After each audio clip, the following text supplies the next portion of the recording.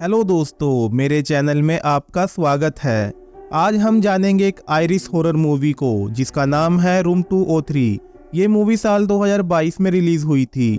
इस मूवी में Irish mythology की एक गॉडेस के बारे में दिखाया गया है जिसे बाद में उसकी हरकतों की वजह से डीमन बना दिया गया। तो चलिए अब बिना किसी देरी के सीधा चलते हैं वीडियो की तरफ। मूवी की शुरुआत में हम चैड नाम के एक लड़के को देखते हैं जो कि एक अपार्टमेंट में पेंट कर रहा था। वो दीवार में एक होल को देखता है और उसके पास चला जाता है। तभी वहां पर उसका बॉस बॉब आता है और चैड को मजाक में कहता है कि ये होल जिंदा है और बहुत भूखा है। बॉब का ये मजाक सुनकर चैड हंसने लगता है। इसके बाद बॉब वहां से चला जाता है, लेकिन चैड वहीं पर रुकता है क्योंकि उसकी गर्लफ्रेंड लीना उससे मिलने आने वाली थी। अब बॉब के जाने के बाद चैड उस होल को फिक्स करने लगता है और उस होल के अंदर अपना हाथ डाल देता है और उसे ऐसा लगता है कि कोई उसका हाथ होल के अंदर खींच रहा हो, इसलिए वो अपना हाथ जोर से बाहर की तरफ खींचता है और उसके हाथ पर खून लगा हुआ था और होल के अंदर से उसे एक नेकलेस भी मिला था। अब थोड़ी देर बाद ही चैड की गर्लफ्रेंड लीना भी वहां पर आ जाती है और चैड वो नेकलेस लीना को दे देता है, जिसे देखकर लीना बहुत खुश होती है। लेकिन उस नेकलेस को पहनते ही लीना अजीब सी हरकतें करने लगती है और उसे देखकर ऐसा लग रहा था जैसे किसी ने उसे पजेस कर लिया हो। और तभी वो चैड के सामने ही बियर की बोतल से खुद का गला काट लेती है, जिसे देखकर चैड बहुत ज्यादा डर जाता है और हेल्प लेने के लिए बाहर भागता है। और हम देख पाते हैं कि ये हादसा रूम नंबर 203 में हुआ था और इसी रूम के ऊपर इस मूवी का नाम भी है। अब अगले सीन में हम किम नाम की एक लड़की को देखते हैं जो कि अपने पेरेंट्स के साथ कार में होती है। उसके पेरेंट्स उसे उसकी बेस्ट फ्रेंड ईजी के पास छोड़ने जा रहे थे क्योंकि किम अब अपनी फ्रेंड के साथ अपार्टमेंट में रहने वाली थी और अब वो वहीं से आगे की पढ़ाई करेगी। लेकिन उसके पेरेंट्स उसकी बात से बिल्कुल भी खुश नहीं थे क्योंकि वो उसकी दोस्त को बिल्कुल भी पसंद नहीं करते थे। इसके बाद वो लोग अपार्टमेंट में पहुंच जाते हैं और किम की मोम कार से उतरने से पहले आखिरी बार उसे कहती है कि अगर तुम अपने दोस्त के साथ रहने गई तो फिर कभी भी मदद के लिए हमारे पास मत आना। जिसे सुनते ही किम को गुस्सा आता है और वो अपार्टमेंट में चली जाती है जहां उसकी फ्रेंड ईजी पहले से ही उसका वेट कर रही थी। और ये वही वाला अपार्टमेंट होता है जिसे हमने मूवी की स्टार्टिंग में देखा था। अब अपार्टमेंट में उन्हें रोनन नाम का एक आदमी मिलता है जो उन्हें उनका रूम दिखाता है जो रूम नंबर 203 होता है। और ये वही रूम है जहां पर लीना ने खुद का गला काटा था। अब रोनन उन्हें इस अपार्टमेंट के रूल्स बताता है। वो बोलता है कि किराएदार के लिए बेसमेंट में जाना अलाउड नहीं है। अब रूम में पहुंचने पर ईजी वहां पर विंडो पर बनी एक पेंटिंग को देखती है और उसे टच करने लगती है, लेकिन तभी रोनन उस पेंटिंग को टच करने से रोक देता है। इसके बाद किम उसको वहां का रेंट दे देती है और रोनन उन्हें रूम की चाबी देकर वहां से चला जाता है। अब रात के समय किम दीवार में उसी होल को नोटिस करती है जिसे वॉलपेपर से छुपाया गया था और किम उसे छुपाने के लिए उसके ऊपर वॉल मिरर लगा देती है, लेकिन उसके वहां से जाने के बाद वो मिरर अपने आप नीचे गिर जाता है। इसके बाद किम ईजी के पास जाती है जो अपनी मोम की फोटो को देख रही थी। असल में उसकी मोम की हाल ही में डेथ हो गई थी जिसकी वजह से वो बहुत दुखी थी और किम उसका मूड ठीक करने के लिए उसके साथ मस्ती करने लगती है। अब अगली सुबह ईजी किम के रूम में आती है और उस होल को नोटिस करती है। ईजी उसमें हाथ डालने लगती है और किम उसे ऐसा करने से रोकती है और तभी कोई उसका हाथ अंदर की तरफ खींचने लगता है और ये देखकर किम उसका हाथ बाहर निकालने की कोशिश करने लगती है, लेकिन तभी ईजी हंसने लगती है क्योंकि ये उसका एक प्रैंक था। ईजी को उस होल के अंदर से वही नेकलेस मिलता है जो कि मूवी की स्टार्टिंग में चैड को मिला था और अब ईजी उसे पहन लेती है।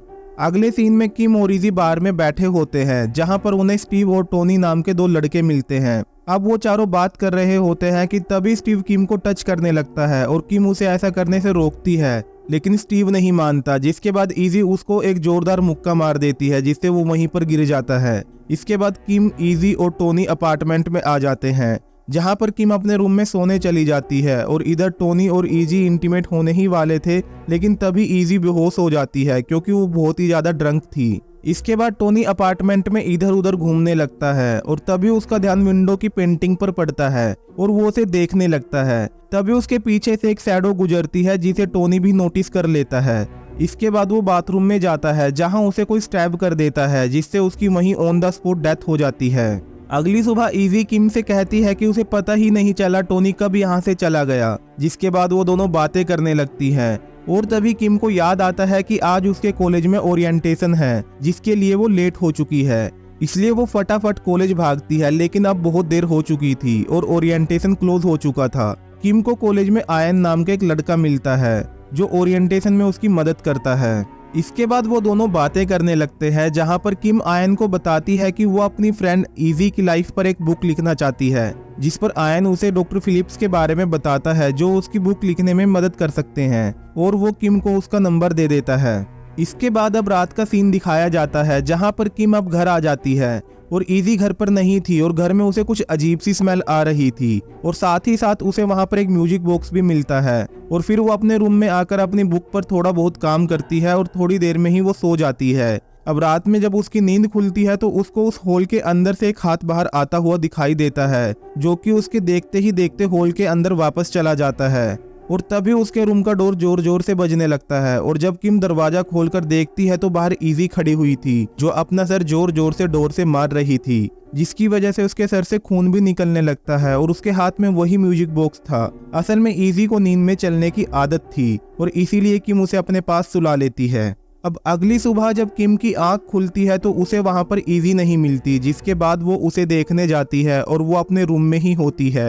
अब किम उससे कल रात के बारे में पूछती है, जिस पर इजी उसे बताती है कि उसे बचपन से ही नींद में चलने की आदत है। इसके बाद वो दोनों बातें करने लगती हैं और इजी उसे बताती है कि कल रात उसे बार में कास्टिंग डायरेक्टर मिली थी जिसका नाम सैंडी है, और उसने उसे एक रोल ऑफर किया है, जिसको सुनकर किम बहुत खुश होती है। और फिर वो भी उसको बताती है कि कल उसको आयन नाम का एक लड़का मिला था जो आज उसके साथ डेट पर जाने वाला है, जिसे सुनकर इजी भी बहुत खुश होती है। इसके बाद इजी अपनी ऑडिशन के लिए चली जाती है और किम अपने रूम में आ जाती है और उस हॉल को देखने लगती है, और वो उस हॉल के आगे फिर से एक वॉल मिरर टांग देती है और कॉलेज चली जाती है। कॉलेज में वो आयन से मिलती है और ये दोनों इजी के बारे में बातें करने लगते हैं, और यहाँ पर हमें पता चलता है कि इजी की मदर की डेथ ड्रग्स ओवरडोज की वजह से हुई थी, और यही वजह थी कि किम के पेरेंट्स किम को इजी से दूर रखना चाहते थे। यहाँ तक कि उन्होंने किम को उसकी मदर के फ्यूनरल पर भी जाने नहीं दिया था। इसके बाद इजी ने बहुत सारी स्लीपिंग पिल्स भी खा ली थी, जिसकी वजह से उसे हॉस्पिटलाइज भी होना पड़ा था। और ये सब बातें बताते हुए किम भी इमोशनल हो जाती है, और आयन उसका मूड ठीक करने के लिए उसे अपनी बाइसिकल पर घुमाता है और उसे उसके अपार्टमेंट के बाहर उतार देता है। और अपार्टमेंट में किम को रोनन मिलता है, जो कि बहुत वियर्ड बिहेव कर रहा था। इसके बाद किम अपने रूम में आ जाती है और अपने पेरेंट्स को कॉल करती है, लेकिन वो फोन नहीं उठाते क्योंकि वो अभी भी किम से नाराज थे। और तभी हॉल पर लगा मिरर अपने आप नीचे गिर जाता है और टूट जाता है, और जब वो उस हॉल में देखने लगती है तभी उसे बाहर से सैंडी और इजी की आवाजें आती हैं, और वो बाहर देखती है तो वो दोनों किस कर रहे थे, इसलिए किम अपने रूम का दरवाजा बंद कर लेती है। इसी बीच उसके पैर में कांच का टुकड़ा भी चुभ जाता है। अब इन सब के बाद वो सो जाती है, और आधी रात के समय जब किम की आंख खुलती है तो वो इजी को विंडो पर बनी पेंटिंग के सामने खड़े हुए देखती है, और उसके हाथ में वो म्यूजिक बॉक्स भी था। और जब किम उसके पास जाती है तो इजी चिल्लाने लगती है, और वो देखने में पजेस लग रही थी। और तभी इजी नीचे बेसमेंट की तरफ भाग जाती है, और किम भी उसके पीछे जाती है, और उसे बेसमेंट में इजी मिल जाती है। जैसे ही किम उसके हाथ से वो म्यूजिक बॉक्स लेती है तभी उसे होश आ जाता है, और होश में आते ही इजी कांपने लगती है और खड़े खड़े ही कपड़ों में यूरिन कर देती है। और किम बहुत मुश्किल से उसे संभालती है और उसे रूम में ले जाती है। अब अगले दिन किम उससे रिक्वेस्ट करती है कि वो प्लीज पीना छोड़ दे, और इजी भी उससे वादा करती है कि अब वो नहीं पिएगी। इसके बाद किम ये सब आयन को बताती है, जिस पर वो उसे कहता है कि हमें इसके बारे में इन्वेस्टिगेशन करनी चाहिए, और किम भी इसके लिए राजी हो जाती है। और इसके बाद वो दोनों अपार्टमेंट में पहुंच जाते हैं, लेकिन वो देखते हैं कि उनके अपार्टमेंट का डोर पहले से ही ओपन था, और अंदर जाने पर उन्हें घर में रोनन मिलता है, जो यहाँ पर पेंटिंग की सफाई करने आया था। वो किम से कहता है कि मैंने तुम्हें बेसमेंट में जाने से मना किया था, लेकिन फिर भी तुम वहां पर चली गई। और वो कहता है कि दोबारा ऐसा नहीं होना चाहिए, और फिर वो वहां से चला जाता है। इसके बाद आयन भी उस पेंटिंग को देखने लगता है और अपने फोन में उसकी एक फोटो भी ले लेता है, क्योंकि उस पेंटिंग में दूसरी भाषा में कुछ लिखा हुआ था, और साथ ही साथ उसमें काफी सिंबल भी बने हुए थे। और फिर किम उसे वो म्यूजिक बॉक्स भी दिखाती है, और स्ट्रेंजली अब उस म्यूजिक बॉक्स में कोई आवाज नहीं आ रही थी। इतने में ही वहां पर इजी आ जाती है, जो बहुत दुखी थी क्योंकि उसका ऑडिशन लेने के लिए सैंडी वहां पर आई ही नहीं थी। फिर इजी अपने रूम में चली जाती है। इसके बाद किम और आयन किम के रूम में आ जाते हैं, और आयन उस हॉल की भी फोटो ले लेता है, और किम उसे बताती है कि इजी को इस हॉल में से एक नेकलेस मिला था जो अभी उसने डाला हुआ है। इसके बाद वो दोनों सिंबल्स के बारे में रिसर्च करने लगते हैं, जहां उन्हें पता चलता है कि ये सिंबल सेल्टिक लैंग्वेज में हैं और ये म्यूजिक बॉक्स एक कपल का है जो इसी अपार्टमेंट में रहा करते थे, जिनमें से हस्बैंड ने सुसाइड कर ली थी और इसके बाद वाइफ भी अचानक एक दिन गायब हो गई थी। और उन्हें पता चलता है कि आज तक जो कोई भी इस अपार्टमेंट में रहने आया था वो सब के सब अचानक कहीं गायब हो गए थे। वहीं हम दूसरी तरफ इजी को देखते हैं जो बहुत परेशान लग रही थी और देखते ही देखते उसकी एक आंख का कलर वाइट हो जाता है। अब अगले दिन जब इजी बाहर से अपने अपार्टमेंट में आती है तो वो वहां पर रोनन को देखती है जो कि वहां पर कुछ कर रहा था, लेकिन इजी उसे नजरअंदाज कर देती है और तभी वहां पर किम के लिए एक कोरियर आता है जिसे इजी रिसीव कर लेती है। और जब वो उस कोरियर को किम के रूम में रखने जाती है तो वो वहां पर कुछ पेपर्स को देखती है जिसमें उसके ही बारे में लिखा हुआ था, जिसे देखकर इजी को बहुत बुरा लगता है। वहीं दूसरी तरफ किम मिल्टन नाम के एक आदमी से मिलती है जो पहले इसी अपार्टमेंट से पहले वाले अपार्टमेंट में रहा करता था। किम उससे लियाम और कैरन के बारे में बातें करने लगती है। ये वही कपल था जो पहले रूम नंबर 203 में रहा करता था और वो म्यूजिक बॉक्स भी इन्हीं का था। और मिल्टन उसे बताता है कि एक दिन जब वो अपार्टमेंट में काम कर रहा था तो उसने लियाम को अपनी वाइफ को बेसमेंट में ले जाते हुए देखा था। फिर उसने उसके पेट को फाड़ कर उसके बच्चे को निकाल लिया था और हैरानी की बात यह थी कि वो बच्चा तब भी जिंदा बच गया था, लेकिन अब वो बच्चा कहाँ पर है ये किसी को नहीं पता। और इसके बाद लियाम ने भी खुद को गोली मारकर सुसाइड कर ली थी। इसके बाद किम जब घर आती है तो इजी को देखती है जो कि बहुत ही ज्यादा ड्रिंक कर रही थी। किम उससे बात करना चाहती है लेकिन इजी उस पर बहुत ज्यादा गुस्सा करने लगती है क्योंकि उसने उसके बारे में बुक लिखी थी। यहाँ पर इजी को लग रहा था कि किम ने उसका फायदा उठाया है और वो गुस्से में वहां से चली जाती है।